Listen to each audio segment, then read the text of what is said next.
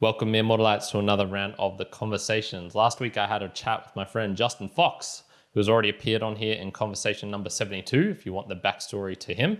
In this conversation, we talked about art a lot. So technology, AI influences, how art used to be done in the graphic design days where he grew up. We talk about nurturing a community. He's still very much active in the Diablo community and also his experiences with Zen Garage. And then finally, we talked about dating. So the bipolar dating scene, what it was like for him, what it's like for me. And we're also a couple of questions at the end related to getting kicked off Patreon and DeviantArt. So with all that being said, I hope you enjoy.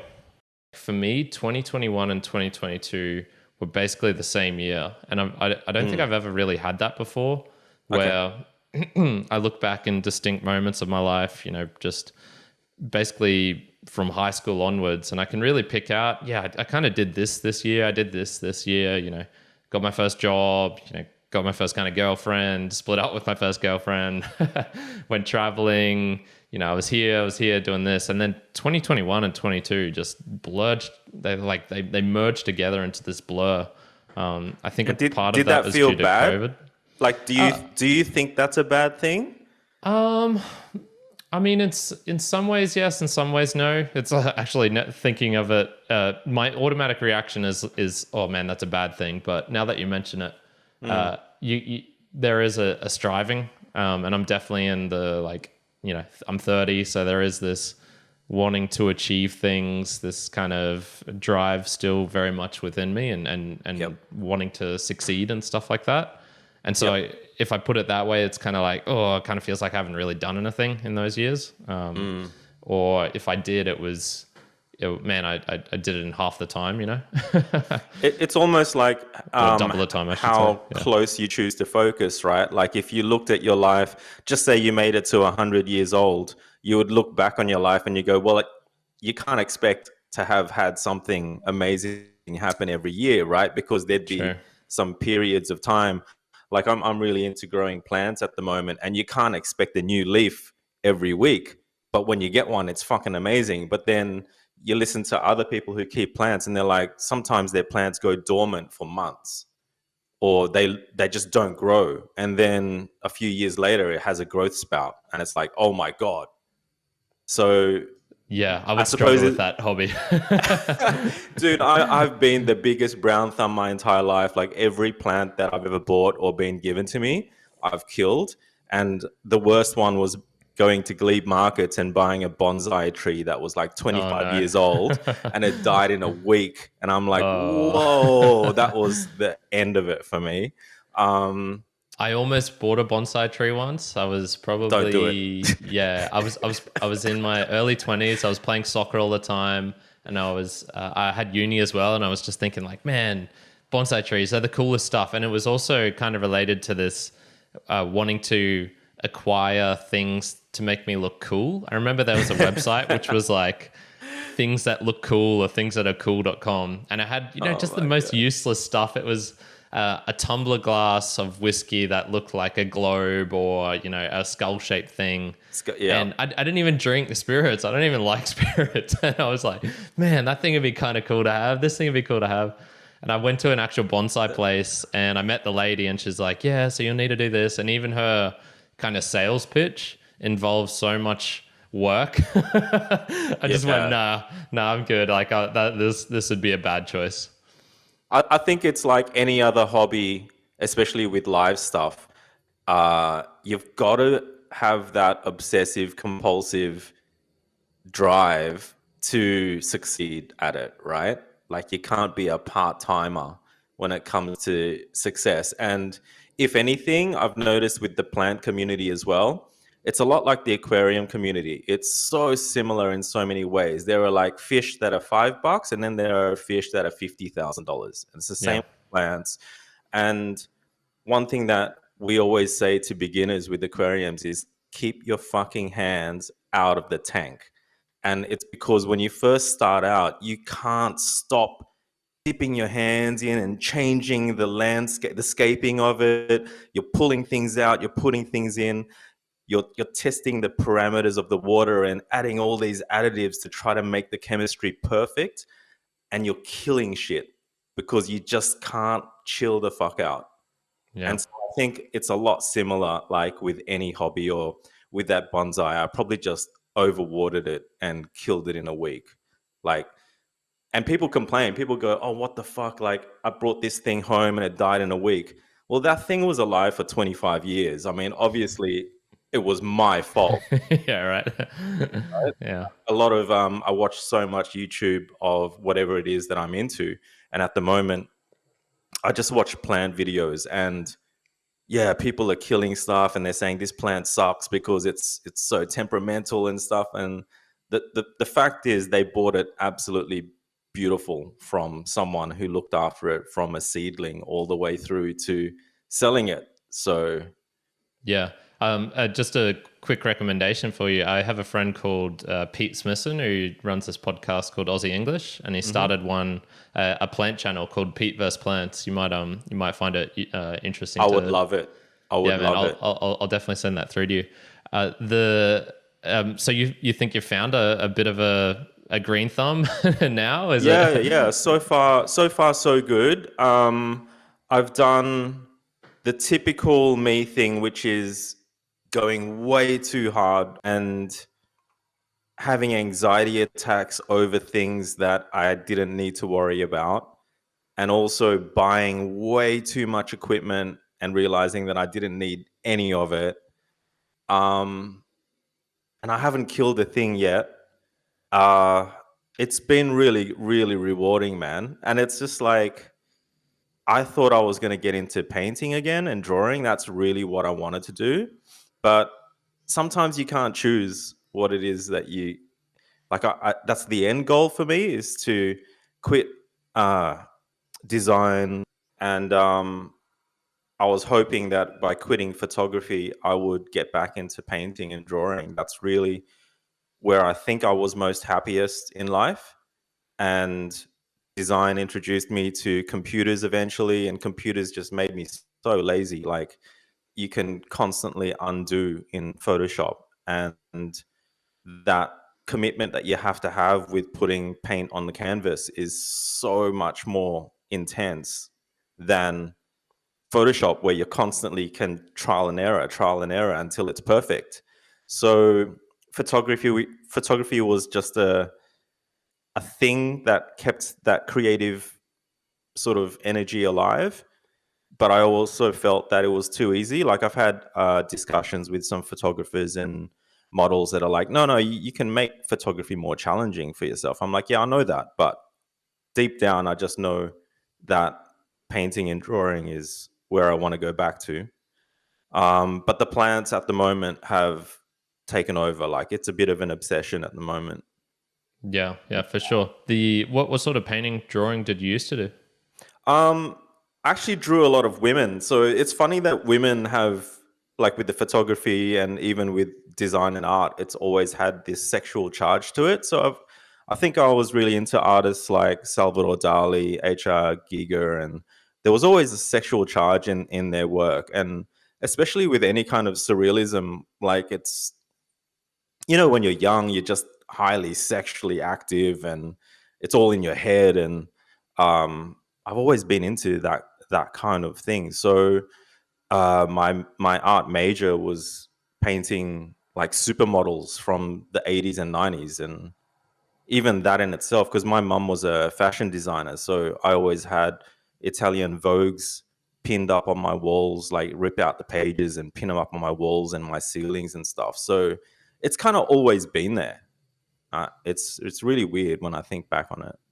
Yeah. Yeah, that's cool, man. I've never had particularly any artistic bent. I've always, gravitated, I guess, just to what I was good at, the sciencey math sort of thing. Although maybe like drawing patterns and things like that, I used to create kind of just like I'd trace my hand and then just divide it up into sections and then just draw like different dots and types of things in various areas. I wouldn't say it was artistic per se. I guess so, but I never particularly viewed it that way, which is always why I've kind of been fascinated with people, and particularly, like you mentioned, with women of the opposite sex who do have that, i.e., graphic designers or, even like teachers or dancers and things like that. Something which is just outside of my comfort zone. I don't actually know it that well. It's interesting, isn't it? Like, I think over time, I've clicked more with people who aren't artists. Whereas when I was younger, I only clicked with creative people. Like, I just felt like it was just the click was just so much more natural when you meet someone who has high highs and low lows, and artists tend to be people that if you're constantly happy, you probably wouldn't be an artist because like artists like the artists that I know make their best art when they're coming out of a really bad time, and it's almost like they have this huge success with making a series of artworks that they manage to have an art show and sell and then make money to survive. But then very soon after that, they have to crash again because otherwise nothing new comes out. Yeah, and sometimes it can be where it's artificially induced almost in a way, through use of Right. drugs or alcohol or things like that, where they It's probably all know related. yeah. It's all related, and I think that's a true artist. Whereas, you've got your Ken Dones and stuff like, or back then anyway. You had your Ken Dones or whatever. That it's a it's a tourism thing. It's not art. It's arguable, but it's built on a formula. So I think there's a lot of that.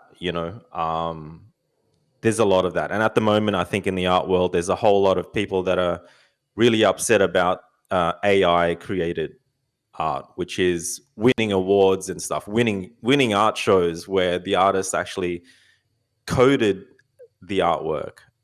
It's pretty fascinating. Yeah, what are your thoughts on that? I've experimented a little bit with more on the money side of things of supporting people, and I'm intrigued with more and more digital art, I suppose, written through code. I've Yep. kind of actually been learning some Python, so I've got my algorithm book here that I'm working my way through and whatnot. Mate, I've always thought that code was art, though. Like, I've met some really good developers through being a web designer and stuff. I've met some developers that could do things that other developers that just went through school, code school or whatever, they couldn't do. Like, back when the dot-com boom was happening, I would get contracted quite often to do website designs and just hand over the Photoshop file, and I'd have the client say that their developer couldn't possibly make this design, and like get a new developer because I could do it. Like, I knew the tricks how to make this layout work. And sometimes I would then steal the job as a developer. But I learned those tricks Nice. from my developers, right? Like, we used a single pixel blank GIF. We called it blank.gif. And we used that in the code to push elements, graphical elements around rather than using tables. Or we'd use tables and then we'd nest tables within tables to make my design work. But it would never have been taught in code school ever. Yeah, that sounds like Us breaking the code. yeah, that sounds like a friend of mine, Alex. He's got a this kind of like online art written in one of the blockchains, and basically started off with just a straight off like blank slate, I guess, and then all the other pieces of art connected to that kind of reference this one thing. Kind of sounds similar to what you were talking about then. Yeah. And yeah, I 100% agree. I was just doing this book. There was the what are the numbers which go like 1, 1, 2, 3, 5, 8, 13. The Fibonacci sequence, right? It was talking about it in this book, and I was like, oh, okay. And it was just talking about Python coding and how you could, do a call up to find a particular number in the sequence, or what that number would be. What is the 20th, digit of the Fibonacci sequence? And I was like, oh, you know what? I should try and write it out myself. This is something that's, relatively simple. You start with a 0 and a 1, and then it's just addition from that. And then you can create everything from this. And I had just, the blank slate ahead of me, S, like starting S equals 0, like N equals 1. And then I just had nothing. There's probably 50 different ways you could go about writing code to make this happen. And I just blanked, which really made me appreciate the creativity aspect of coding as well. Part of it is knowledge. I'm really beginner, so I don't know a lot of the functions that are kind of underneath the surface. But yeah, there should have, I think I know enough to be able to write something. And I just had a blank, just a straight up mental blank, like, nah, I don't know what to do here, yeah, help me. That's cool though. Like, I think, again, that's like anything, right? Like I love having a blank canvas sitting there on an easel, because every time you walk past it, you think of something like that. It's just something amazing about a blank canvas. So it's not necessarily a bad thing. Like, it's not necessarily like, oh, fuck, I really need to start. Like, it's already inviting, and it's already got this sort of energy on its own. So I haven't even gotten to that point yet where I've set up a blank canvas on an easel, but I think I can't wait till I get to that point, because that's when, it potentially is inviting for me to start something. Yeah, well, that's beautiful. This is where you can see the differences between us two. Because I do not call myself an artist, nor do I think I ever will, because the blank canvas, just that would not scare me, but it would give me anxiety, I think, in the sense where it's like, I don't know what to do here. It's just kind of baffling in a way. And it can be related to any pursuit, to be honest. Yeah. I usually need some like groundwork. You're talking about the rules or the kind of the formulaic art. If I was ever going to do anything, it would probably be along those lines, because I definitely need at least some sort of like structure or base level to move forward. Yeah. But I think, it is like interesting to talk about code as art, because code is a lot about building blocks, right? And I think a lot of people who aren't artists think that they're not born with it. Like, a lot of people that I've met have been like, I could never draw that. But my argument is that if you could sign your name, you can draw, right? Like, you've got the technical ability. Yeah. So I've even I stopped going to a lot of design talks and art talks, because sometimes you finally get to meet the person that you've admired for many years, and you realize they're not the person that you thought they were in your head. I met a typographer. He was a famous typographer at the time, David Carson, who wrote a book called The End of Print. And it was really timely, because it was probably about 10 years before print really died. But he saw it coming, and he was the typographer for Raygun magazine, which was a really freaking cool lifestyle sort of music mag. And he, like, if he hated a particular music artist, he would use the dingbats for the entire feature so no one could read it, or he would flip the title upside down and so no one could read it. And it was really emotive and emotional and super rebellious. And as a young designer, I was like, holy fuck, you can do that with type. Like, you don't have to have it at a certain spacing or width and stuff. Like, you could actually use type as art. And I finally saw him speak, and he said that people ask him how he's developed his skills, and he said he was born with it. Like, he said people think he's brave and stuff. And in the Q&A at the end of that, I couldn't help myself. I was burning, because when he said that, I couldn't stop thinking about what I wanted to ask him in the Q&A. So I didn't even listen to the rest of his talk, because I was too busy processing what I wanted to say when I put my hand up, And I put my hand up and I said, someone that's brave is like someone that went to war and flew a bomber or something, or drove a tank. Like, you're not brave, you're a graphic designer.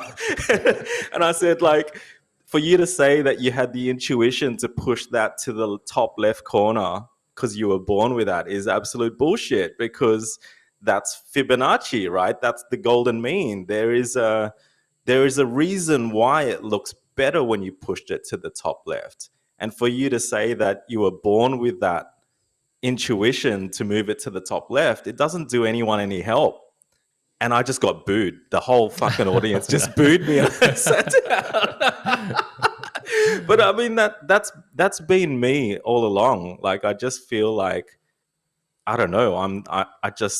I like to disagree to agree, and I like to call people out. Like, misinformation's one of my hugest pet peeves. Like, you go down the YouTube rabbit hole, and it's amazing how much misinformation people are spreading. Oh yeah, dude. This is where once again we differ, and this is probably why I like you so much, man, because it's because we're so completely opposite. Whenever I see like YouTube comments and things like that, I just don't. I just value them so much lower than I do a real life, this communication, and then I would probably even value it even more if it's you and I together in a pub or face to face, because you just get all these extra things. And it never bothers me when people give an opinion that I think's wrong, or say something which is factually incorrect, or like you get the weirdest YouTube comments. I know you've we're talking about this as one of the reasons why you kind of stopped doing the rants as well, right? Because you got some like just either negative or just straight up feedback, which isn't helpful. And it's like, where's that even come from, And for me, it just leaves me baffled and then kind of amused. And I just go, yeah. And that's that's the best way to take it, man. Like, I just think I am a shit stirrer at heart. And so when someone leaves a bit of a shit stirry comment, it's my territory. Like, if I take your position and just ignore it, then it reduces my ability to do it, right? So it comes with the package, the whole package. And it's funny that you mentioned that, because there's one particular guy that has followed me for over 10 years, and it's a really weird relationship that we have, because it's always negative. Like, I know he loves me, but he's like me. He has bipolar and suffered depression and all this stuff. So we're probably a lot more similar than we both realize. Yeah. So the funny thing about Instagram is I started a new Instagram account because I was sitting there. I spent like 20 minutes just unfollowing all these boudoir photographers. And I just thought, this is taking too much time. So I just set up a new one. And he messaged me today and he goes, are you going to block me if I follow you? And would you accept an apology? And I'm like, fucking hell. Like, fucking hell. Like, what do I do? Because you have to make that decision already. Yeah. And it's started. I just started and like, I just stopped the podcast sort of because of him. But yeah, it's really funny. It's really funny that you mentioned that, because that just happened today. And I feel good about forgiving him. Like, I feel like it's a very mature thing for me to do. Yeah. Nice. So I feel like, yeah, fuck it. I think it's nice and fun to talk about the society that we live in today, which is like everyone's gotten soft, and even religious people have forgotten that it's all about forgiveness. And I've said things like that in conversations recently. So for me to not forgive him would be quite contradictory. And yeah, I figure like, fuck, that's a bit of karma coming back at me. So yeah, definitely.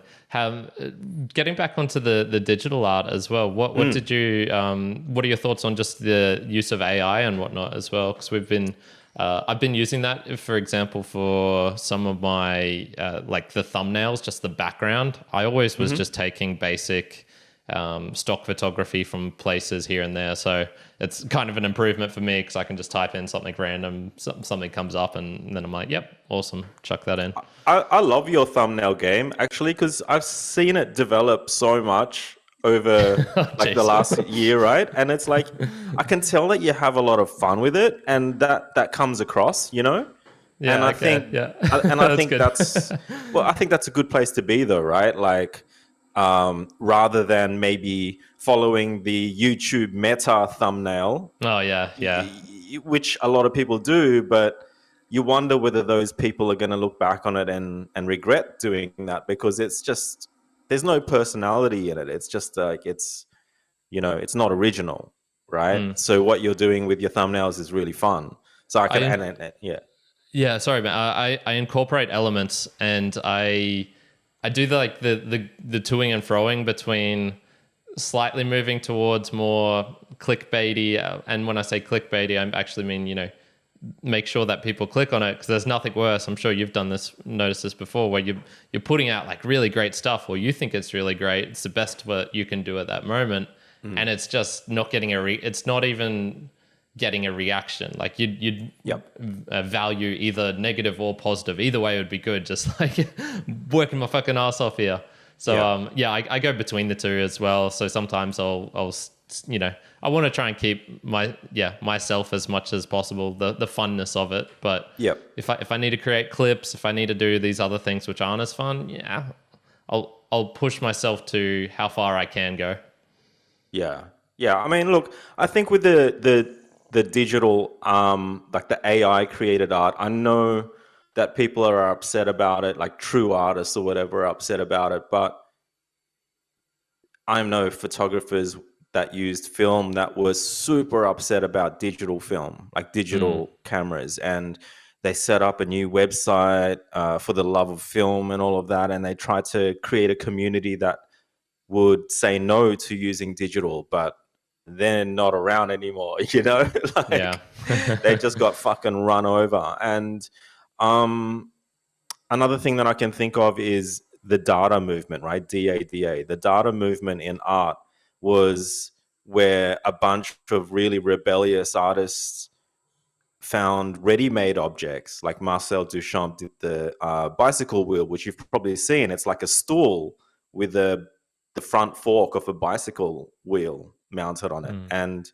you put that in the gallery, and it's art, And there's another piece. I don't think it was Duchamp, but it was a toilet bowl, and you put that on a plinth with the glass on top and light it beautifully in an art gallery, and it's art. So there was a whole bunch of ready-made art, and that was just a rebellious statement against art in some ways, but it became a really popular movement. So, and I think it's inspirational, and I think it's amazing as well. So I think those people that are upset about it are just upset about it because, it's more work that you have to relearn a new thing. It's just something to be upset about, man. Like, I think it's, I don't know, as someone who is often criticizing things that I see that are in popular culture, I think, I'm very aware that makes me sound like an old person, because you're like, oh, fuck, we used to have to do it this way. And at the same time, no one is saying that I can't still appreciate the hard way to do things. Like in woodwork, we learned the first joint that we learned how to make was a dovetail joint. And good fucking luck trying to find a drawer made with dovetail joints these days. Everyone's just doing the dowel joints. Punch 2 holes in, chuck a little piece of dowel in, slap it together, glue it up, and it's crap, because as soon as you move house, that thing is gonna wobble, the dowels are gonna squish, and next thing you know, you've got movement. But a dovetail joint's forever, right? So I think no one's saying to me that you have to look at the new stuff as being better than the old stuff. So it's okay. Like, there's no point in criticizing the new stuff in some ways. It's just easier. For sure. I'm reading this book about virtual reality at the moment as well, and you're going to see this in the next probably 10 years when that stuff starts to get really properly good, as in gaming, for sure. Living experiences in that virtual world. Are they worth as much as experiences in what we consider here? And then the book's kind of fun because it's talking about how, it's really hard to know, are we in a simulation here or not? So those experiences in virtual reality, if you're discounting them and you find out that we're actually in one, does that mean your whole life has now been discounted because you're in a virtual reality and you didn't even really know it, or there was another level to this sort of thing? And there's I going love to be that all shit, sorts man. of stuff related to that. Are people simulations in this virtual worlds that we create, are they going to have the same worth as human beings? If we can prove they have some consciousness, or if they're semi-conscious, things like that. Yeah, there's some real fun stuff coming down the line in terms of just straight up cool tech, experiences that we can have, and then also Yeah. philosophy as well. How do we think about things? Well, you can't stop it at the end of the day. That's what it is. It's like, um, reading something like 1984 and then realizing that now there's cameras everywhere and it's basically where it's the same thing, and you wouldn't have expected that when the book came out. You wouldn't expect everyone to have a camera in their pocket and, anything goes down anywhere at any time, someone's going to capture it. That's just nuts, right? And like just the way they tracked down like that French the bomber guy, and they watched all the CCTV and found him over and over again through so many different cameras. It's like, well, it's a reality now, right? So I think the people who are listening and listen to us talk about VR and geek out about it and instantly going, "Ugh, it's not going to happen." Well, they're wrong, actually, because it is happening. A good mate of mine, Leslie Lau, and I, we just geek out about The Matrix so much because that was such a pivotal film. And it, it being shot in Sydney as well, it was so trippy for me to sit in there and watch that film. And it's just affected me so much in so many ways. Yeah, this book called Virtual Reality Plus, the guy David Chalmers, he's an Australian philosopher, he actually had some input onto the Matrix, so a lot of There you the go. examples of the book also use that as well. It's really cool. It's awesome, man. And I think one thing that I've been following is Japanese kids who never leave their rooms, and Yeah. they choose to. I forget exactly what the term is, but there's a term for it, and it's a movement, and it's growing rapidly where people just don't want to be a part of society at all, and they're very online. Hmm. Um, Yeah, well, that's almost a harsh statement. They don't want to be part of the society as it is, and they're finding an option to a completely different society. Their goals and things that they want in terms of connections and whatnot, like they're going to be the same basically as all humans. They're just expressing it in a different way through different technology and whatnot. Yeah, and it's so related to that book that you're reading. Like it's inevitable. It's happening already. It's 100% happening already. Like, um, it's just it just blows my mind how much technology we actually have right now at our fingertips, and how we're not actually using it much at all. Like that's what blows my mind the most. Like even from the most mundane situation where someone asks a dumb question in public as opposed to doing a Google search. Like with these, I've got an IKEA cabinet and I've turned it into this greenhouse, and you've got to drill a hole through the metal, right? And I watched a lady on Reddit the other day post that she was at it for half an hour and she can't get the hole that she couldn't drill the hole, and someone suggested, can you upload a video? And there she is, and she had the drill in reverse, right? So it's just like but it's just like, man, that is so hilarious that it's just a simple Google search, but someone's more willing to put their name and face and stuff out there and embarrass themselves as opposed to just quickly doing a search. And it just fascinates me. It's like Yeah. we should be smarter, but we're kind of getting dumber, but it's all at our fingertips, but people are so quick to ask anyway. Yeah, yeah. I mean, it is strange because there is a value in not asking as well sometimes that if you join a new group or community, for example, there is a there is kind of a buy-in in that you need to actually do like a little bit of research, Totally agree. just to not throw that first thing that comes to your mind in the wrong section of the Discord or whatnot. Totally agree. Yeah. It's almost like there shouldn't need to be a frequently asked questions. There shouldn't need to be, but more than ever, there is a need now because people just jump on and ask the same question every day. And if you're a long-standing community member, one day you'll just lose your shit. Yeah, you'll snap. Yeah, one morning you'll read, like, I remember on the design forums that I used to run in 99, 2000, forums were really new then, but we had, at every year at graduation time, we had junior designers hopping on saying, how much should I charge? I've got a new job. I don't know how much I should charge. And it was always that same question at that time of year, right? And yeah, one of our longest standing, largest contributors one day just lost his shit. Like one of the questions was, how do I make it as a designer? And he just wrote back, it was just the worst day for him. He just wrote back, you just got to suck a lot of dick. And and it was so shocking for me because, you know, as someone who runs communities, you've got to nurture the old hat, right? The people who've been there from the start. But from running multiple communities, those people are the people that will leave your community too, because they're so sick of all this new blood. And it's such a hard juggle to keep them on, you know, keep the people who know the most on, because the new kids come along and they just tear shit up. It reminds me of the Whirlpool forums. Have you ever used those? Yeah. People are nasty on that, man. Like, yes. Yeah. So I only went on there to find out about very similar thing.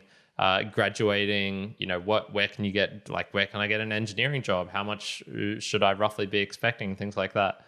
And you could go through the posts and you could see they would all clump around this, you know, end of year, like leading up to the end of the year when you would be starting to apply for stuff and whatnot. And it was just hilarious because you could just see the timestamps of different batches of these people over the years coming in.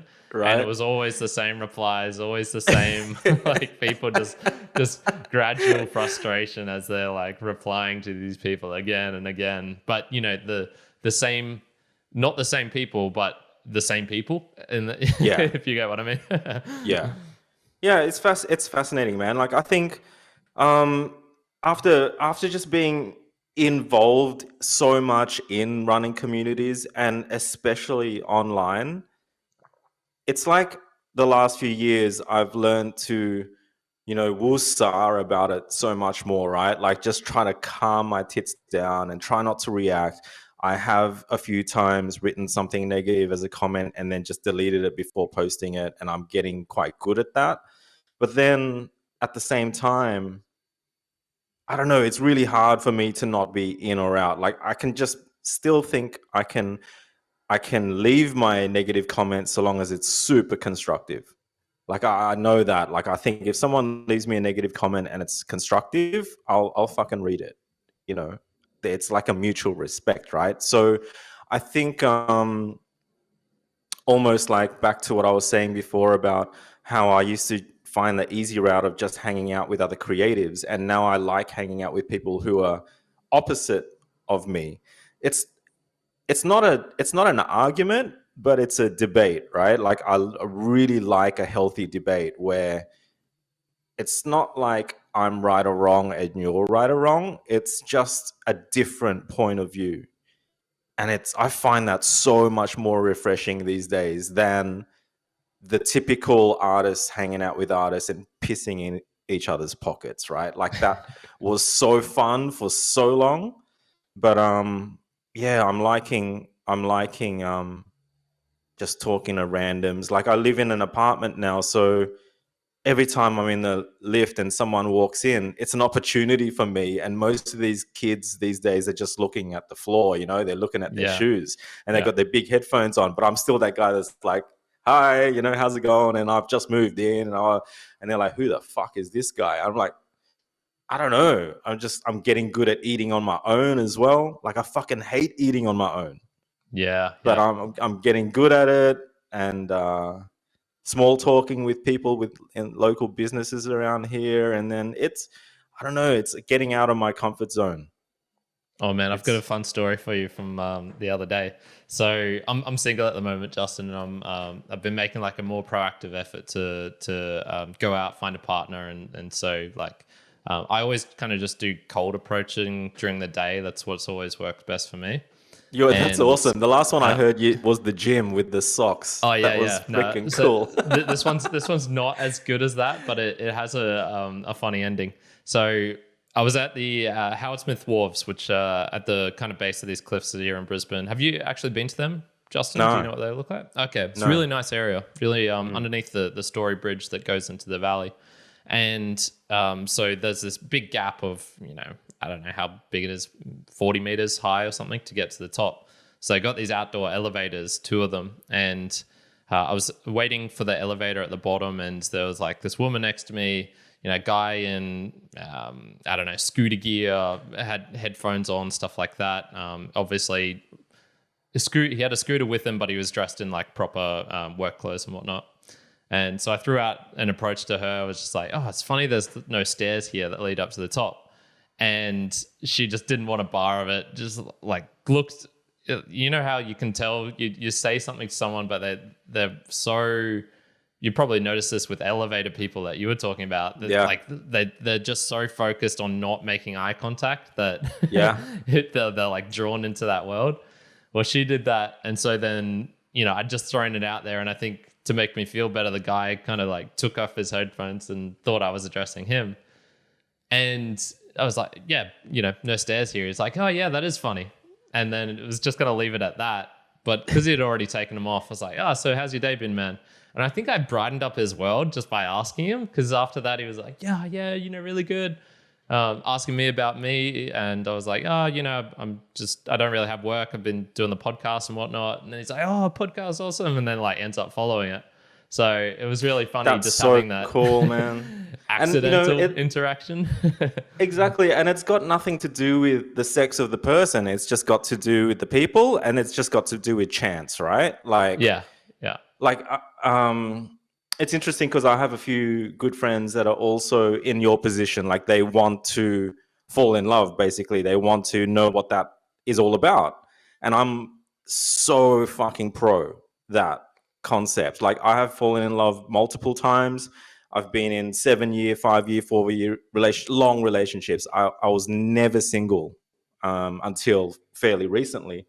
And anyone who's never had that and wants it, you've got to go for it, right? Like, it's so, for me, it's like I'm not still hungry for it, but man, I'm glad that I got there with certain individuals in life. Like, when you sleep together with someone for 7 years, you become one person. You can't explain it. You just have to do it to know what love is. And a lot of people think it's this, you need to find this physical, sexual charge, but it so wasn't like that in the 80s and 90s and early 2000s. It was more like you met somebody and there was a vibe, there was something. It was like, oh my God, this person's paying attention to me, so I'm going to pay attention back, right? Whereas now, I suppose it's swipe left, and if she's not hot, I'm going to swipe left. I'm not even going to read anything. It's so the reason why everyone's fucking up, right? And the way you snapped that guy out of a typical moment where he wouldn't speak to anyone, that is the secret. Like, that is it, because you're paying someone real attention, real time.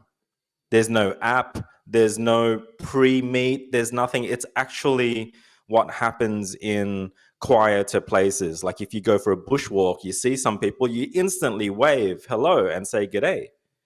But you don't when you walk down the street in the city, because there's too many people, Yeah, right? yeah. So it's exactly that, man. Like, I did the same thing when I would go clubbing, and girls tend to hang out in groups of like 3 or 4 girls, and they huddle together with their backs out to the rest of everybody in the club.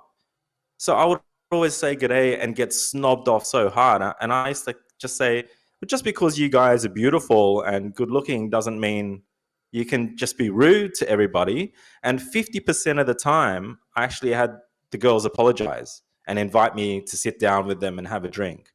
It was just that initial, they have their guard up and they think that Yeah. all you want is to take them home and fuck them or something. But it's like, man, I'm just out, and I've got a group of guys over here, and you guys are a group of girls. Maybe we could join tables and have a good night. Like, it's really difficult, but someone's got to be the icebreaker. Like, you've got to have that in you, Yeah, for right? sure. One did that the other night, actually. We were out. There was a group of us guys, group of girls on the other table. He's in a relationship, going to have a baby soon, actually. Nice. So, Hardcore. yeah, yeah, yeah, next level. And thankfully, he's kind of got the already like built-in charisma somewhat, and has worked on it over the years as well. And then he's also in a relationship. So there's just straight up like non-sexual vibes coming from him when it's related to, like good-looking women and whatnot, which funnily enough is how you attract them even more. But a side note. And he just invited them over, and like next thing there's like, 4 good-looking girls coming over and chatting with us. And it was like, that is, I understand the need for the barriers, because like a really good looking girl lives in a different world. Like it's probably like our version of, not waving to people on the street because there's just too many. It's probably the same thing for her. Like, it's just too many sexual opportunities are presented to her where it's like, I gotta filter this out somehow. But the rudeness aspect, I don't know. I've never been a hot woman, I think the rudeness just comes out of, they're just not confident either, right? It's just, I think they don't mean it either. That's what I mean by the guard up. Like, everyone deep down is probably interesting to talk to a certain degree. So, you keep digging, sometimes you end up having a decent conversation with people. So, I don't know. I just think there's a lot of people that I know that are in a similar boat to you.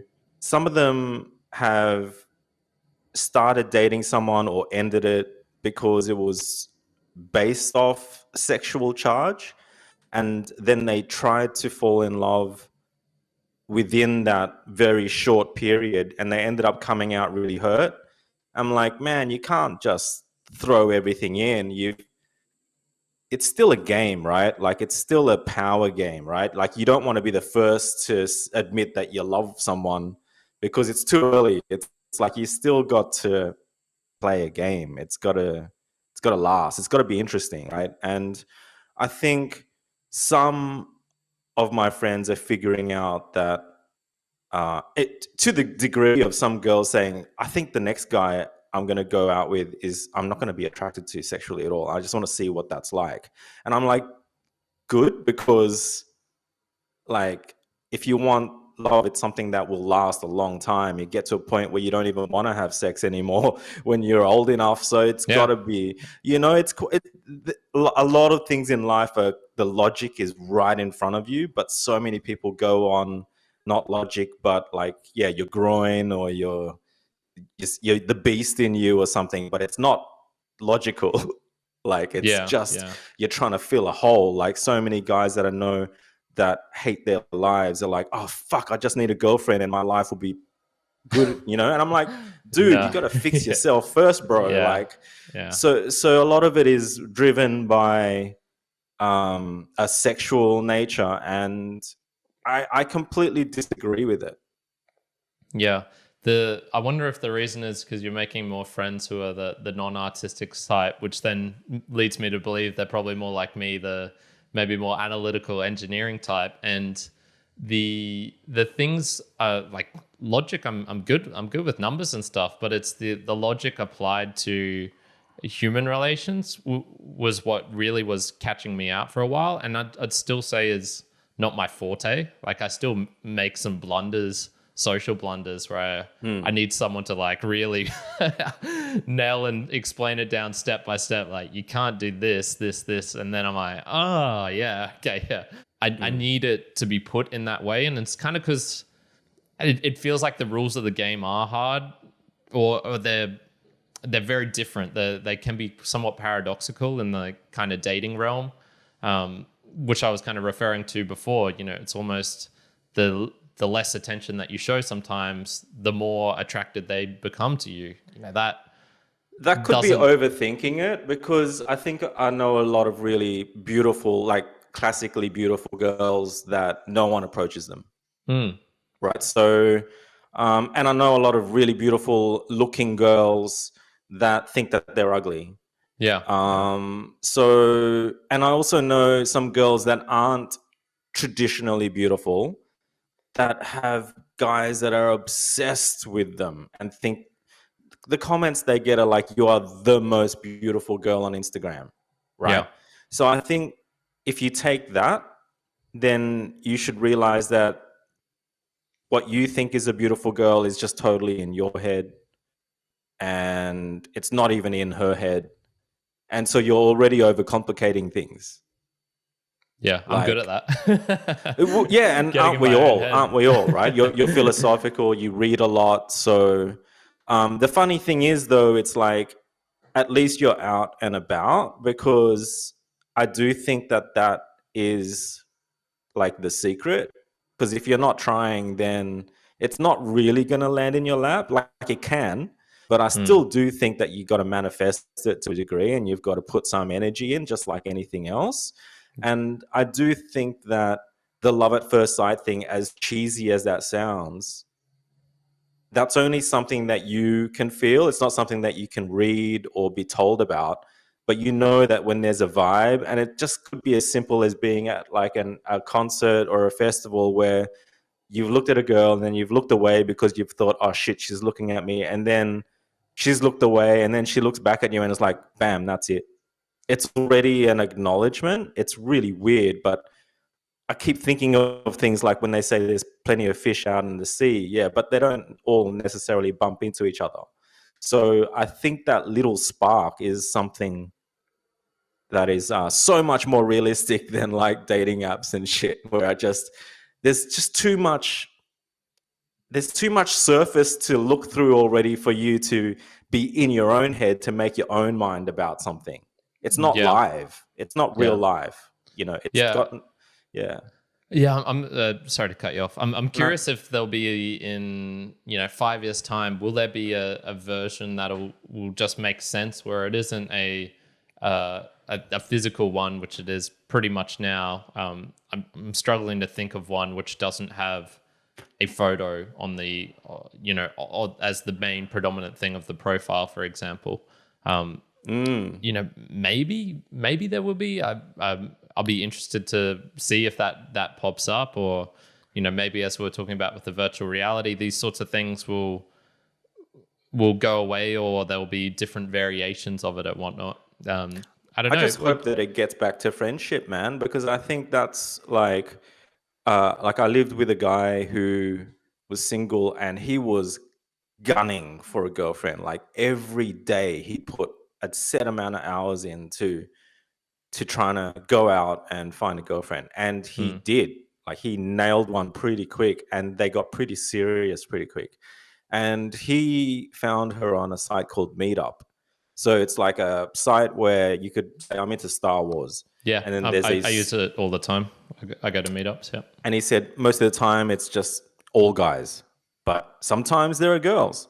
And I liked it, the concept of it, that it wasn't a dating site. It wasn't about uh, potentially finding a life partner or a sexual partner.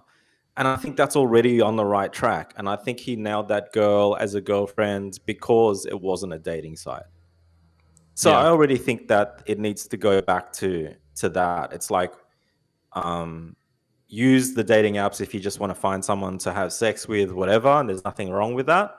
But I think finding a partner is, if you've already exhausted all your friends, because that's usually where it's at, then it needs to be an app that yeah, it connects like-minded people together. I think that would be a better way for sure. Yeah, for sure. How have your experiences with digital communication changed over the, let's just say last 20, 30 years? Because like you said, you've been really involved with communities, you had your own forum, things like that. I got a taste of the kind of forum culture in the early 2000s, but not I missed out a whole chunk of the social media type one because I just didn't have any from 2013 to 2019. And I'm playing around with the kind of Discord typey one now. Yep. Do you have any interesting thoughts of how that's changed over the years? Any that you preferred versus others? Um, I I'm I'll give you a real world example, and a recent one at that. I got promoted to be the clan leader of a computer game that I play called Diablo Immortal, and I didn't want it. The previous two leaders got so stressed out with leading the clan that it interrupted in their family life. The first guy just had to quit. Second guy had to go for a nature walk with his wife to have a serious talk with her and realize that he was gaming way too much and it was affecting his family life with his children and stuff. And I'm like, fucking hell, you guys you got it all wrong. Like, it's a computer game, right? We're meant to be having fun in here. And the developers put us up against other clans and we hate each other, but the bigger picture is always where I like to always step outside of the dramas, right? And look at the bigger picture, which is we're all in Australia. We all play the same game. How stupid of us to hate each other, right? So all my communities are built on the fundamentals, like the Japanese car forum, which was huge. The Honda guys hated the Nissan guys, hated the Toyota guys. I'm like, you all fucking love Japanese cars, you idiots.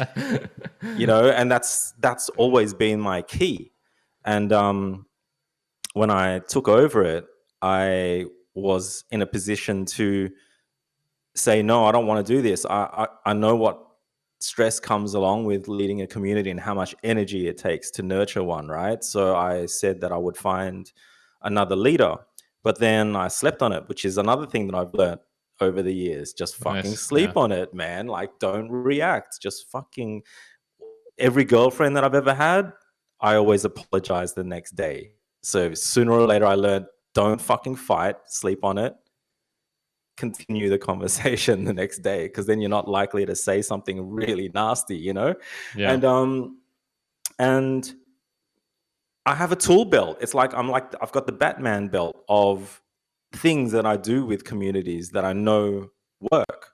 So I created, rather than the old Discord having game chat and specific classes and all of that shit, that's just game stuff. I'd rather get to know the people behind the game, right?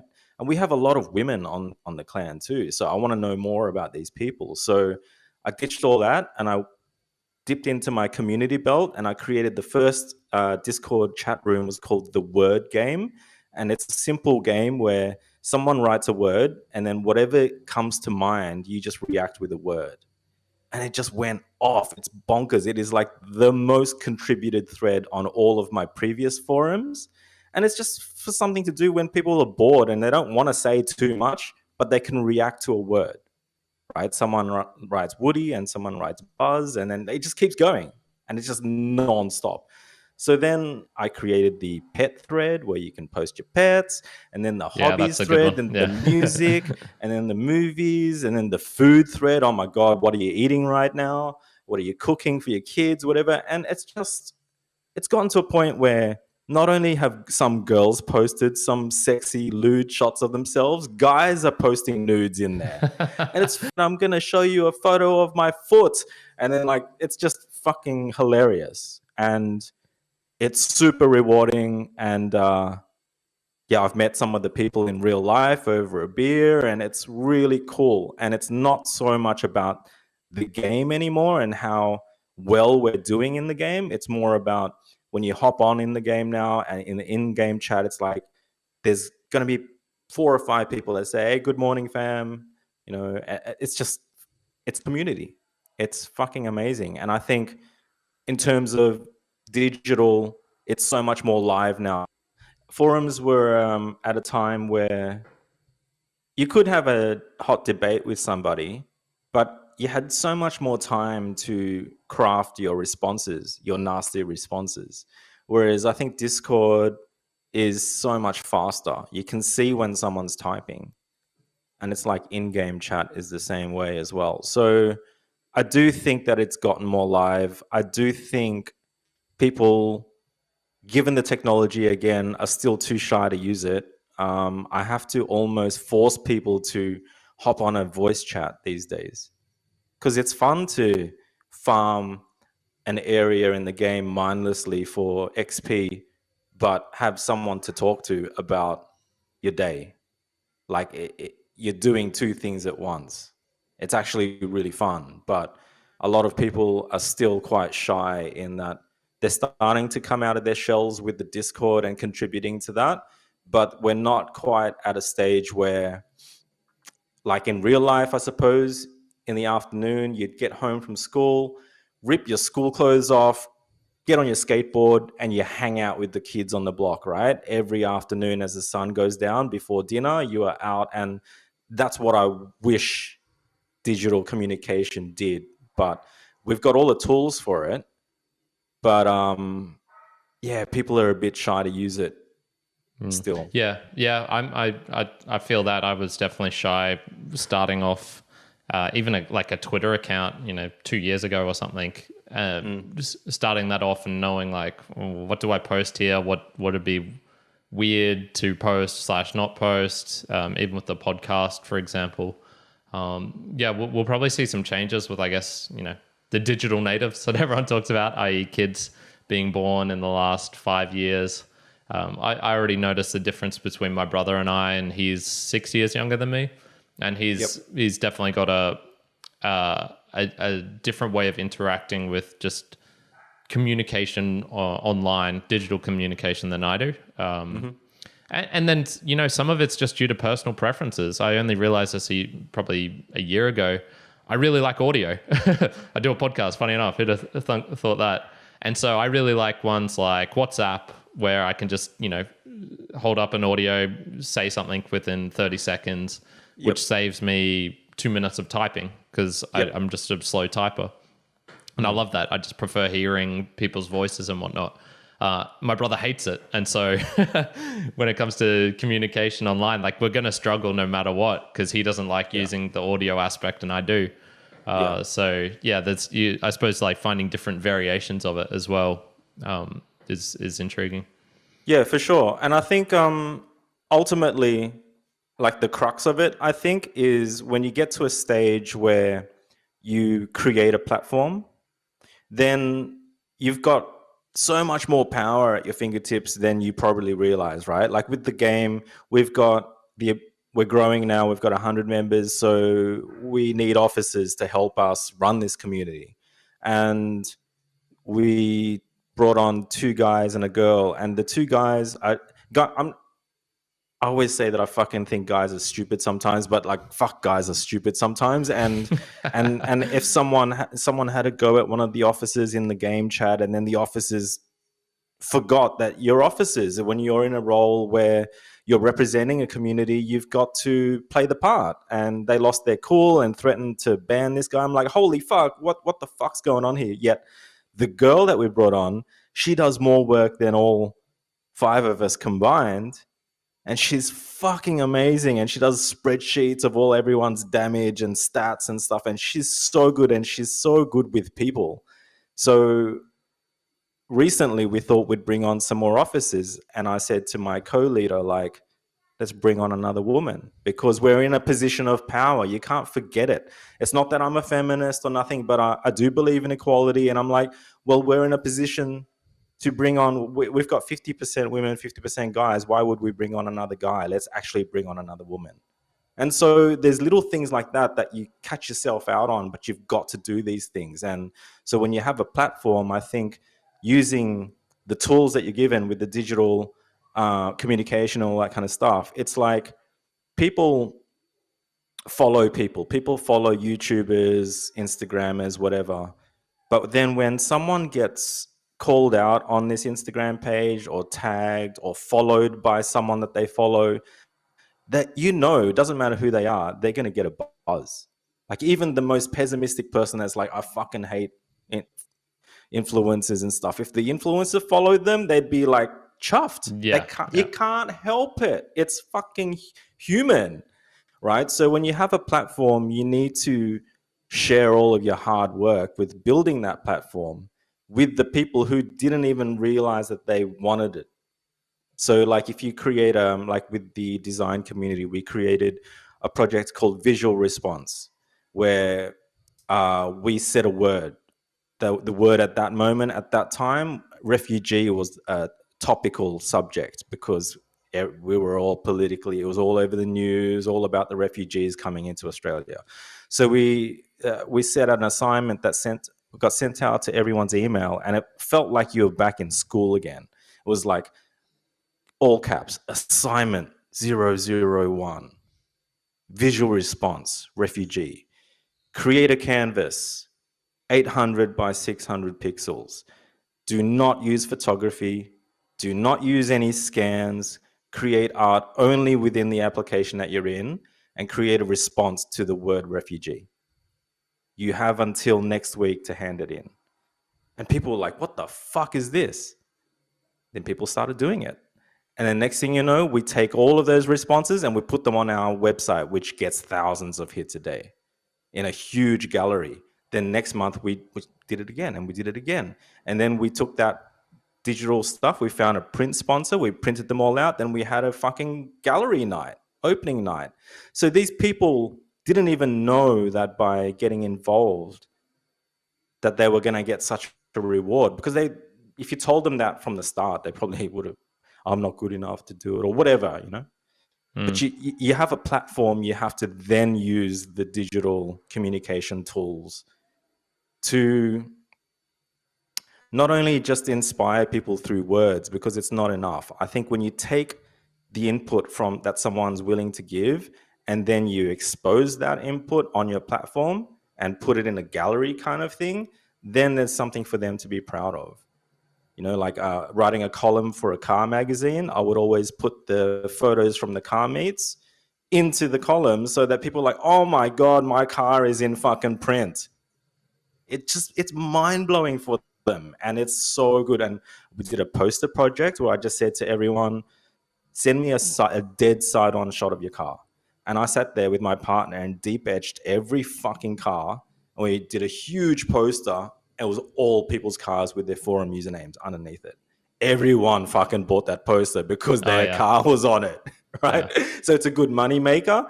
It paid for everything, and everyone was so happy to have this poster on their wall because their car was on it. So it's just things like that, man. Like I just think, like with Zen Garage, we did a photo walk. So we said, you don't have to be a professional photographer. You can use your fucking phone if you want. Come along. Meet us here. I set out a route, and we just take photos along the way. Submit your best 5 shots to me, and then I put them up in a gallery on Zenblog. And it's just so simple, but it's such a good day. It's such a good community building tool. And again, their work isn't going anywhere. It's not like they would have put the work up anywhere because they didn't have the confidence to do it. But when you put it up on your platform, when you have a platform, I think it's when you start building something. Yeah. Oh man, you're talking my language, dude. I found podcasting 2.0 about a year and a bit ago, maybe 2 years, and it's this whole thing. The whole crux of it, or what really is giving it value for me, is the ability for someone listening to the podcast to communicate in a way which makes sense for someone consuming a podcast. Because normally, if you're doing it via like a podcasting app, they're all disconnected. The person on Spotify is having a very different experience than someone on Fountain, than someone on Google Podcasts, than someone on Apple, and someone on, choose whatever one you're using. And whenever I would get feedback, it would be through this extremely long, set of hurdles. They would have to find out, either our email, one of our like social media links, and then when you're cold messaging someone off of Instagram or Twitter, it's like you're not going to be able to express what you received from the podcast when you're listening to it. And so, yeah, man, these same sort of things, like they send in a message via one of these apps and you can choose whichever one you want. It'll come directly to us. And then we talk about it in the show and we read it out in the show. And then, there's this like, oh shit, they talked about it. Like they said my message in the show. And it's all these same things, man, all the same things you're talking about. And it's just really cool how different formats do this differently. And so, it's going to be very different for what I just described than if you were talking about, doing it through the Zen blog or through photography versus someone doing it through a written medium. Like that's a really cool thing about technology is how it can make you feel, I guess, which is not, I don't think that's talked about a lot. It's all, or if it is, it's about the negative things. This thing made me feel bad. I'm judging myself against other people, whereas at least it's making you feel something compared to you look back at like TV and I don't know how much people feel from that anymore. You watch a TV show, for example, and it's interrupted by commercials and, it's not, and it changes over time. Cause I remember watching, Australia play in the World Cup, and it was the getting into the World Cup in 2000. I think it was for the 2006 World Cup, so it would have been like 2005. So I was watching in black and white on SBS on like this tiny like TV we had, which was maybe 30 centimeters by 30 centimeters, and that was amazing. Like that was crazy good. And yet now that same experience would just be awful from start to finish for me. Yeah, I mean, look, you almost don't want to get me started on that because it's like I loved like watching X-Files and then having to wait till next week to watch another episode. And I hate Netflix. I don't have it, and because every time I have subscribed to it, I binge watch like 6 episodes in a row, and the last 2 episodes I don't remember because I was dozing off and I'm tired and I'm kind of watching it really quickly and I'm skipping the intro, and it's like, man, like I think I'm a romantic at heart, and I do believe there's something I like the slow release. I like not having everything available to me at the moment and that I have to work hard for the next bit. And I'm a realist and an old school in that regard. Like I feel like that's a huge problem as to why people are unhappy, is because they're just got too much choice, and it's almost too much for your brain to deal with. It's funny, hey, because we were talking about how you don't really know what you want, and sometimes you have to get it, and then you go, oh, I actually didn't want that, And there's a classic example here. Same with going shopping in the supermarket, and there's 10 different brands of toothpaste, and it's like, Jesus. Right. Like there used to be, I was just talking about this with someone the other day. Like I remember going to the supermarket and the whole aisle, man, like literally the entire aisle was bar soap. And now no one uses soap. And it's like, it's just, there's some things that are happening that I just don't understand because it just becomes a standard. And I'm really against that. Like, having to use a phone. I had a disagreement with someone the other day that said old people, they're fucked because they don't know how to use technology and they've got to keep up with it. I'm like, I was more sympathetic to the old people that have to use a phone to sign in to a restaurant because all this kind of like, I was more sympathetic towards old people as opposed to this younger person I was talking to that was hating on them for slowing everything down. And I really disagree with a lot of stuff. Like I'm hell bent on the YouTube rabbit hole of looking at people's apartments and people who have, billions of dollars and building their dream houses. And there's this disgusting Panasonic white aircon unit that's on show in some place that you've spent $500,000 on Why couldn't you fucking integrate it into a wall and hide it behind? Like, it just blows my mind. Like, there's some things that are, you know, some things that are just so template. And it's almost like every single one of these houses has to have a Tom Ford or Chanel book on the coffee table. And it's a pet peeve of mine. It's just like, stop it.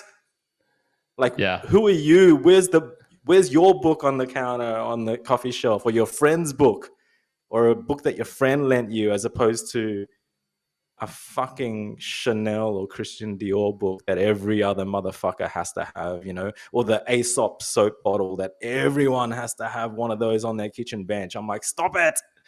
But yeah, it's just blows my mind. There was this girl. Oh man, I'm much more along that side with you. There was this girl I met. Nothing worked out from it, but you know, went on a date, and I was saying like, you know, she gave out all these green flags, such as without me prompting, she climbed a tree, and I was like, "Fuck, Nice. that's like I love that sort of shit." Fucking awesome. Yeah. She's got this old school van, and to open it, she needs to go to the passenger side door, unlock it from there, and then go around to her like driver side. And I was like, I'm exactly the same, man. I would never, awesome. if I had something broken like that, I would just put up with it and be like, fuck it, I'm not going to try and fix that. That's cool. That's like a hippie, you know, like I think hippies, like I'm sure a lot of listeners and a lot of people that we know think hippies are dirty or pot smokers or whatever, but man, hippie girls are the best because they actually know so much more about life and the environment than city guys do, right? Like my first girlfriend was brought up in Ballina and Byron and stuff. And when we went out to a fishing village where her grandma had a place out there, she drove the 4-wheel drive through the bush to get there and had to lock up the wheels, proper manual 4-wheel drive. She flushed out the dinghy, the engine. She drove the dinghy up the river every day. She did everything. And it's like, we couldn't do anything. We were just fucking hopeless. But she's been doing that since she was a kid. And it's like, man, and she taught me how to surf. And it's like, holy fuck. We think we know so much, you know, from the internet and stuff. But you plonk us out there and we're fucking useless. Yeah. Oh yeah. No, I'd be I wouldn't survive too long out in the wild. I'd struggle.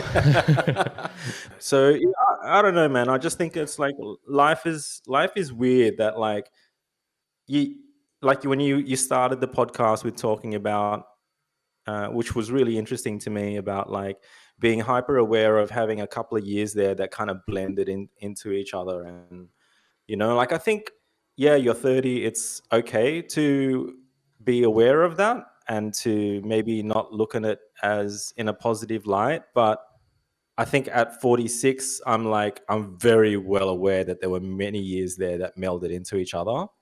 And I'm just glad that I'm not there anymore. So it's this really weird, like, realizing that you were dishing out certain values and advice to people, but then coming full circle to realizing that probably wasn't the best advice. Actually admit it properly and go, shit, I hope everyone's okay. Like, I hope.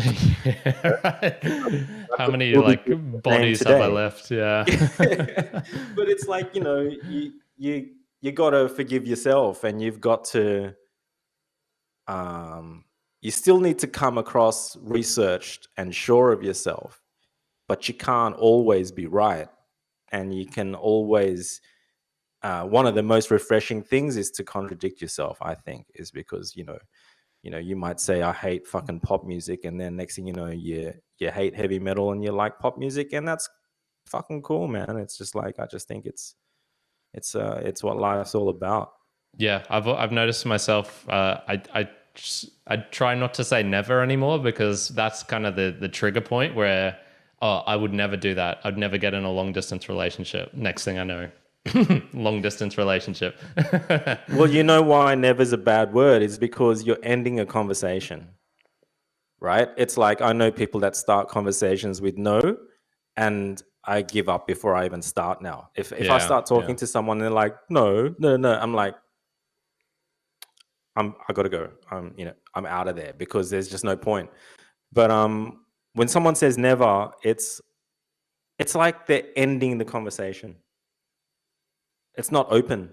It's like, oh fuck, I'm never gonna know. It's like, okay, well that next topic, Yeah, and I yeah, think correct. Yeah. so you don't want to be someone that ends conversations, like even if it's a fact, like one of my uh, most serious relationships, it was with a girl who I ended up being engaged with.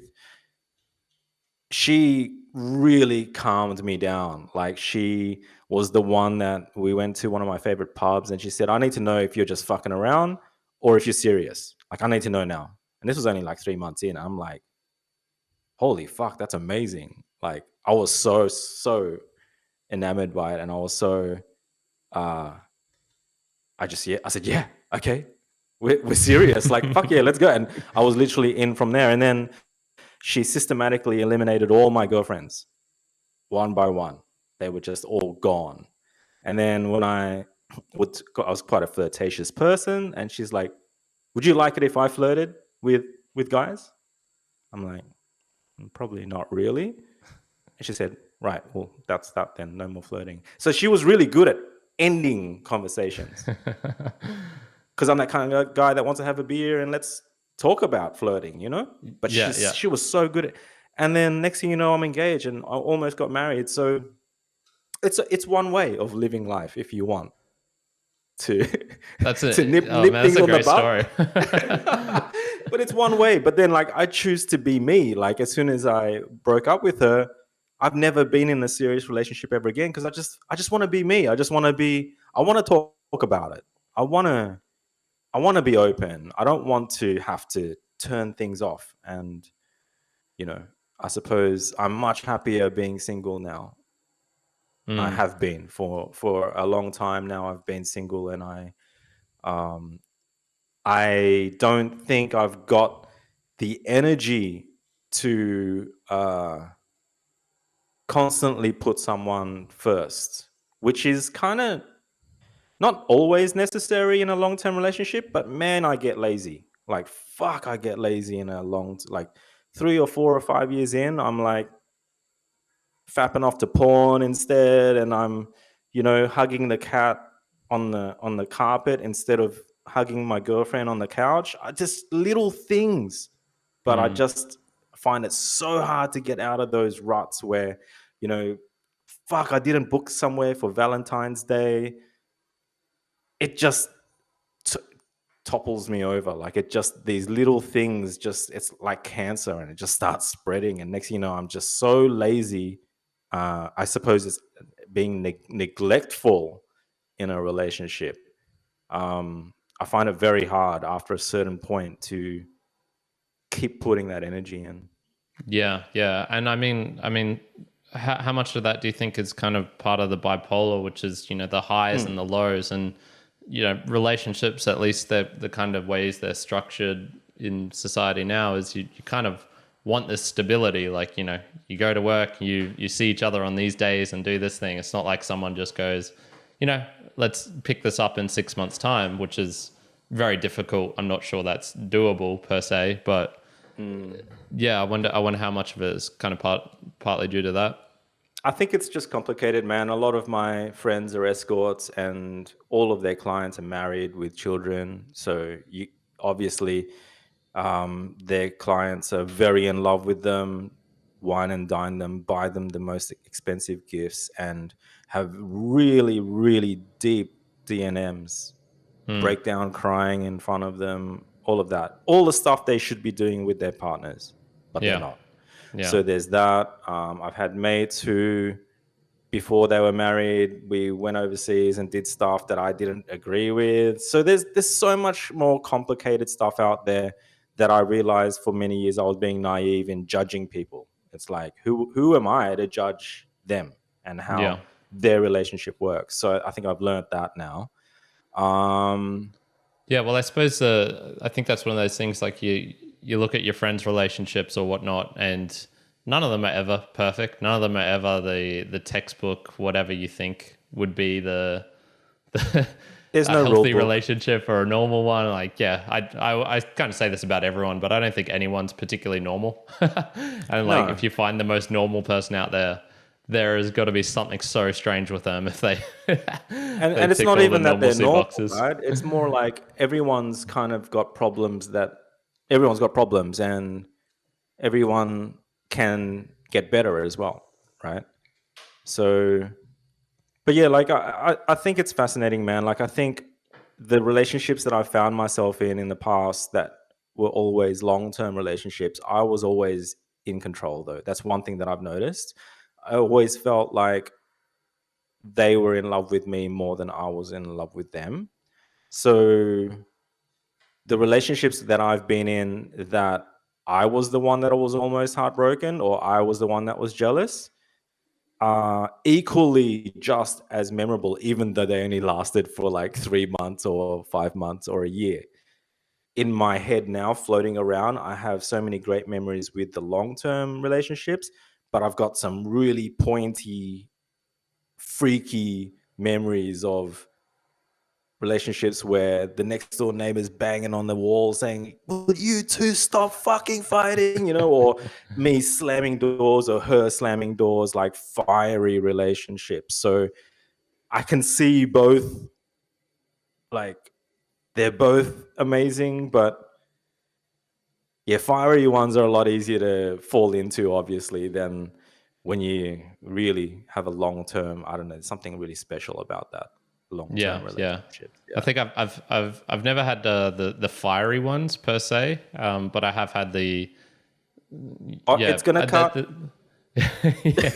Well, You especially pause for a second. with my known like of Latinas, it's almost a guarantee. But Dude, like I love it that you're open about it though, because like I think there's been a few times where I've watched some of your podcasts where you've talked about it. And again, that's just putting it out there. Like I think a lot of women that I know uh, have said to me personally that they really value how vulnerable I've been and sometimes, and I can see that it's coming out of a real honest place when they give me that feedback. So I think what you're doing is the same thing.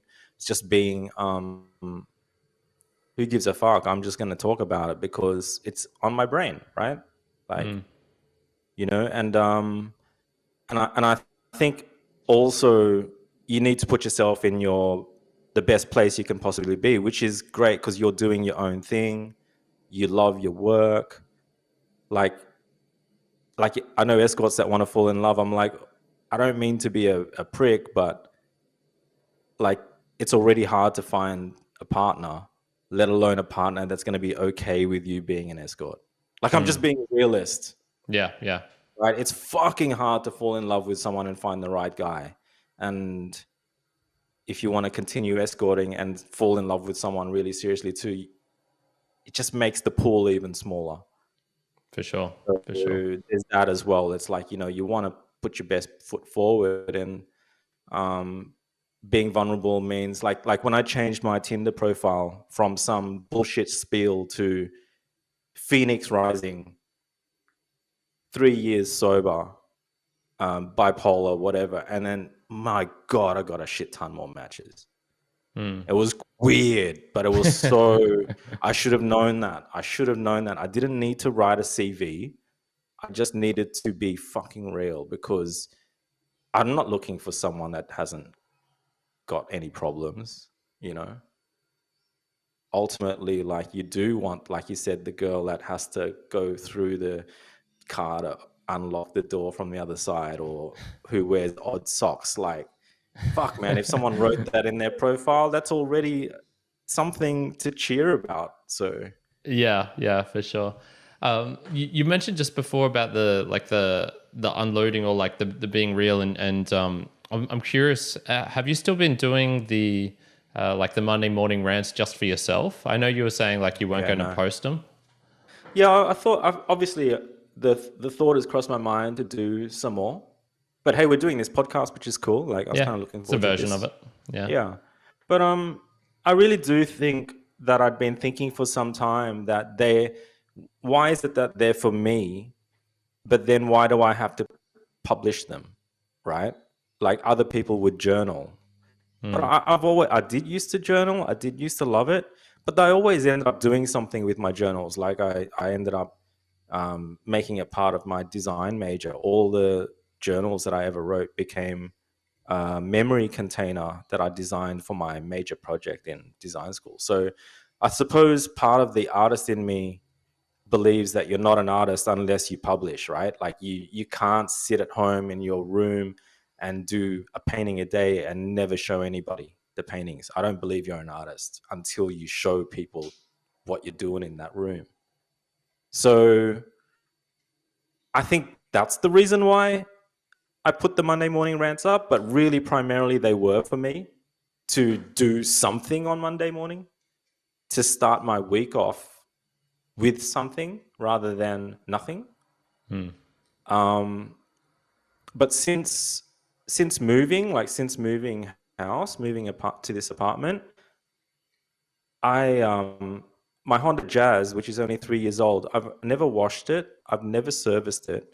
It's completely rusted because living by the beach, you have to wash your car every week or it's going to rust. And every panel on it is orange with rust and cobwebs on everything, on the door mirrors, wherever there's an angle, there's a cobweb. And and I'm driving every fucking day. Like where I used to be like hook up the car to a battery charger because I only drove it I've only filled up fuel in 3 years 3 times. Whoa. Right. So I was so housebound and I was so comfortable in that house. But I knew I had to move on and I knew I had to do something. So when I sold my race car, that was a big move and it helped. And then moving house, all the artwork that I created as a kid when I was 5 years old, when I was 10 years old, just trashing it, like literally just let go of this shit, man. Like I put myself in the mindset of if your house burnt down in the fire or there was a flood that happened, which has happened to so many Australians, you'd be fine. Justin, you'd be fine if you lost everything in this house. I'm like, fuck, okay. Put myself in that mindset. And the biggest bonus of all is that the house in 17 years went up so much in value that for the first time ever in my life, I'm fucking rich. Yeah. So it's been interesting Cash rich. Cash rich. Cash rich. So it's been really interesting keeping tabs with one of my best mates on, having little conversations every now and then, checking in on me and saying, is money changing me? Is money, I'm like, well, yeah, it's giving me more options. I've quit photography. I don't have to shoot for money anymore. Mm. But at the same time, like I've always dreamt of owning a Noguchi coffee table. And I went to go and buy it. It was $3,500. And I just hovered over the buy now button and I couldn't fucking click it. Like I bought the $400 replica instead and I fucking hate it. It's not the real thing. But I'm like, man, just chill your tits out. Like, calm down. Like, this is not my dream house. It's an apartment. Like, maybe I can save the money for one of my biggest dreams in life is to design my own house. I get a block of land somewhere, get fucking acres, and then just design my dream house from scratch. I think that's the house that I can get the expensive designer coffee table in. I don't need to have it in this apartment. Yeah. Yeah. You know? Yeah. So, Well, that was another thing I wanted to talk to you about was I suppose the leaving, I guess, or not needing to do the photography stuff for like actual money, and then being able to kind of step away from that, and then also the troubles you were having with Patreon and the kind of like arbitrary rules. I joined Patreon again recently to support an artist who I enjoy, another podcaster, and goddamn the experience of Patreon I just really dislike. I don't find it ads. It feels like I'm paying for a worse service, to be honest, than anything else. What have been your experiences just with Patreon over the long time you've been using it, and then I suppose we can get into maybe the more recent stuff.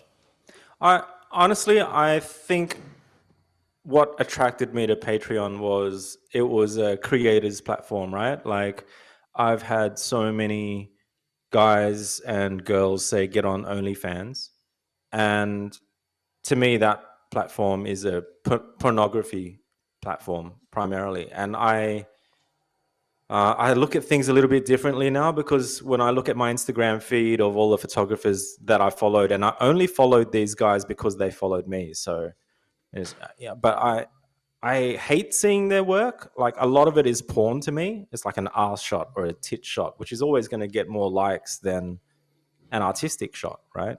Um, so OnlyFans was never an option for me. And in retrospect now, I think you could look at my work as pornography too. It's funny how I've come full circle on this stuff. But what frustrated me about Patreon was that they could never clearly say why some of my work was considered pornography. Like, to me, it was very obviously not, because I put so much into the fucking Fibonacci, the fucking framing. I could overlay a grid over this and show them how everything lines up. And that's not pornography. Like pornography doesn't give a fuck about the grid, you know? And so I suppose that initially frustrated me, and that they can change their rules, right? Because what happens, and the most frustrating thing about Patreon, is that you're dealing with one individual when you're arguing a case. You're not dealing with Patreon. You're dealing with one person. And what that person decides to consider as pornography is really fascinating to me, because they've gone through my archive of photos and they've picked out like this one, this one, this one. And the three of them are so different. One of them has a point of view style shot, but no, her vagina is not in focus whatsoever. Her eyes are in focus. And then the other one is this and this and this. Like they're all completely different things. So I'm like, that's impossible, because that's my whole body of work. And go and delete stuff and then submit for a re-review. And they're like, oh, found a few more. And I'm like, but that's nothing like the last three that you sent me. So then you're dealing with an individual. And that's ultimately what killed it for me. Yeah. One person ended up going on a holiday break. Oh, that person's not here at the moment. I'll be taking over your case now. And I'm like, sweet, send her for review. And she's like, yeah, everything's great, Justin. Cool. And I'm like, fuck, only I got you before I had that guy. That fucked me over, you know? So that's my problem. And I suppose the bottom line with any platform, and what that lesson taught me, was it's not my platform. Yeah. You know, Have you and a podcast in the past where we've talked about that. It's just like, just keep in mind that it's not your platform. Yeah, for sure. Do you have any plans in the future to recontinue that sort of stuff and do it on your own platform? No, not at all, man. Like I think I've and that's another financial thing, right? Like now that I don't need the money, because the Patreon was literally paying for my groceries and bills and stuff. Now that I don't need that money, I don't need those platforms. But it's funny because people are still signing up, and I just made sure that they know that there might be photo shoots from time to time. Like I've had a couple of girls ask me for shoots recently, and I just couldn't say no because they're friends of mine. Yeah. So I'm like, I'm happy to do that. It just my process might change. I might be slower with getting you to the final edits, and you might not get 30 to 50 shots. You might only get a handful that I'm really happy with. But I don't need the money, and I don't need the headaches that come with it, I suppose. Yeah, for sure. Yeah, I was really following that closely when you tried going over to DeviantArt and what actually ended up happening with them. That was really fascinating because DeviantArt is a porn platform. Like there's so much pornography on there And there's so many people taking photos that aren't theirs and uploading them and creating these accounts. And I just thought, fuck it, man, at least it's still art based as opposed to OnlyFans, right? And the community manager reached out to me in an email. And that, again, when someone of importance reaches out to you, it feels good, right? You just can't Yeah. help it.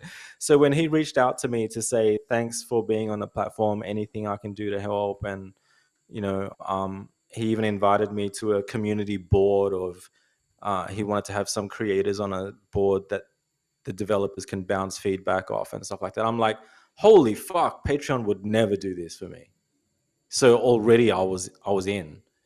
But bottom line is I'm not a huge fan of the platform and how it works as well. You can see a lot of the old code when you go into the back end. It's literally the old DeviantArt site. They haven't even updated the back end yet. So it's dying. The platform is dead or it's dying. I was starting to make some good money from it, not quite as much as Patreon. So I think people were still happier to pay through Patreon than DeviantArt, even though I could put the truly uncensored work on DeviantArt. A lot of people still stayed on Patreon instead and were happy with not seeing the extra stuff. Some people sign up to both.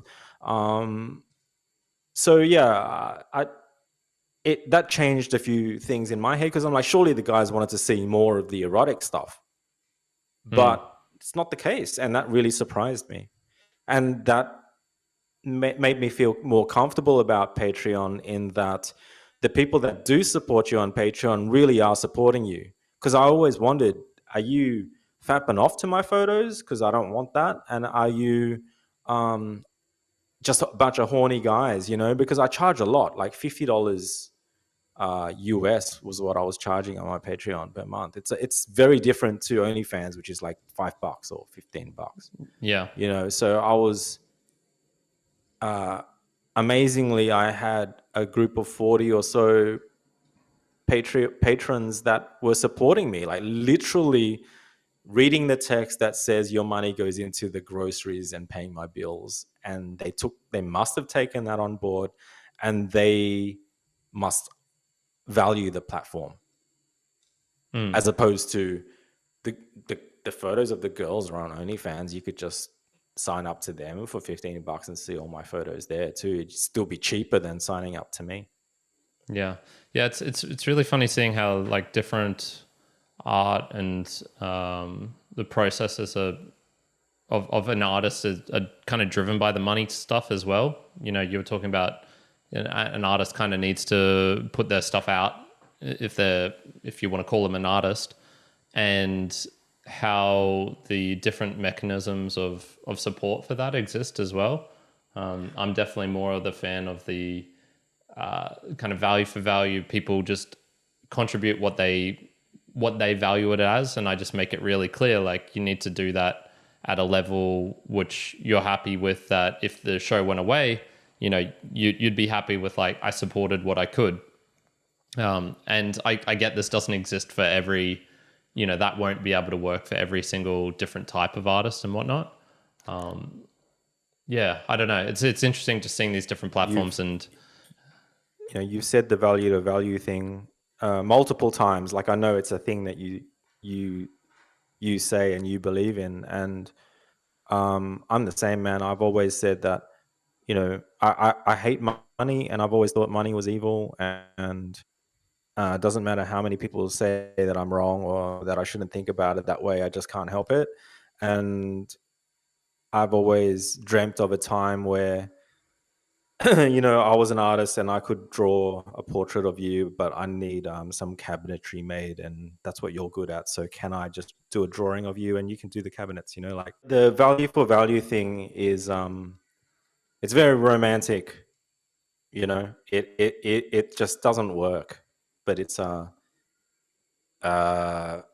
if anything, I get other designers and other creatives say to me, "Fuck you, Justin! Like, you gotta stop shooting for free or for a case of beer or designing a logo for a case of beer because you're fucking us up."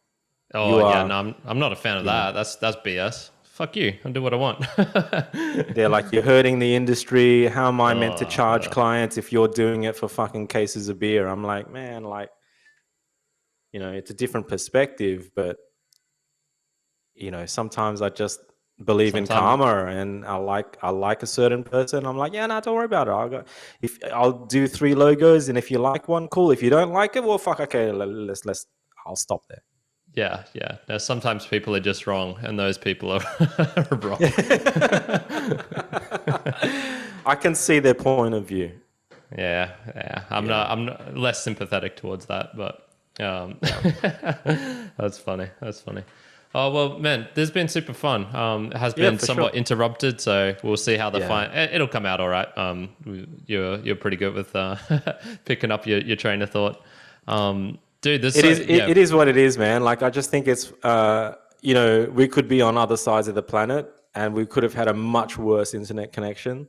Oh yeah, So no. It's the modern technology is amazing, and it never ceases to astound me that yeah, we can do something like this. So appreciative of that, man. One day either you'll be up here or I'll be down in Sydney, and we'll sure. definitely catch up and spend some real FaceTime together. Anything else you want to bring up, man, or chat about? Oh man, look, I can chat about anything and everything. So and that's the thing. Like, when you and I, if you put you and I in a room, especially if we were at a pub or something, like, oh my god, like there's no Yeah, there's no yeah, that would go for preset a while. topics or nothing.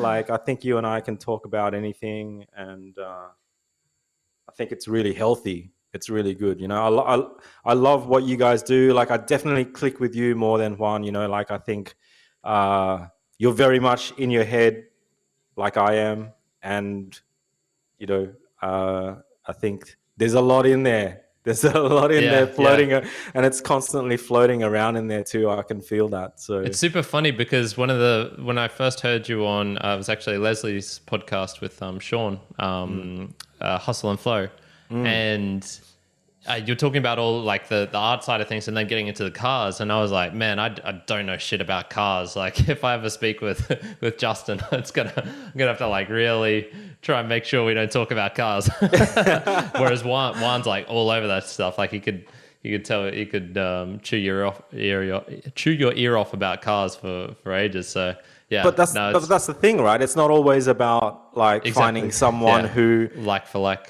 yeah, right? Because I find that's too much of a bubble, and I think I've been caught out too many times where, like I said, when you know artists, they invite you to their art shows, and next minute you realize not a single painting gets sold because the only people at the art gallery opening night are your fucking friends and their family and their yeah, yeah. friends.